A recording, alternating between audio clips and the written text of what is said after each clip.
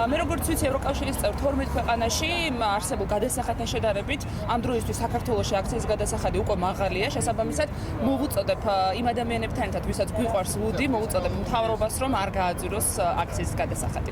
ლუდმა ძალიან ბევრი საინტერესო და კარგი ნაცნობი და მეგობარი მოპოვნინა. თუ კი ლუდი გაძვირდება, პირველ რიგში იმ ურთიერთობებს გააცივებს და გააუხეშებს. ესე იგი, როგორც პროფესიონალი ბარმენი, ჩემი თვალსაზრისით პირადი ისეთი არის, რომ ლუდის გაძვირება არც ერთ ვარიანტში არ შეიძლება. მაგის გაძვირება სერიოზულ ზიანს მოაყენებს როგორც კომპანიებს, ასე მოხმარებელს, ასევე ბარებს, მაღაზიებს და ყველას აბსოლუტურად. ქართული წარმოების ლუდი მით უმეტეს არ შეიძლება გაძვირება, იმიტომ რომ უცხოელები რო ჩამოდიან, პირველ რიგში თხოვლობენ ჩვენ ცოცხალ ნამდვილ ლუდს, ჩვენ ბუნებრივ წყალზე დამზადებულს, ალაოზე, სვიაზე, რომელიც ძალიან უყვარდა და ძალიან მოსწონდა.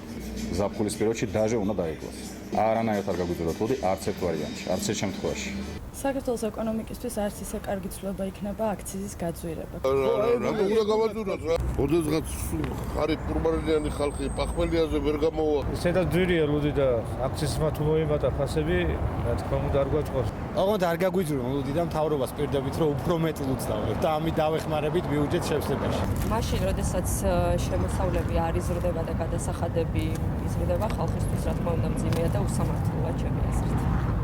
იქნება ძალიან ცუდი თუ გაძვირდება ლუდი. არ გაგვიძუროთ ლუდი არ შეიძლება რა. არ გაგვიძუროთ ლუდი. საკიდან გამომდინარე არ გამიძურო ლუდი.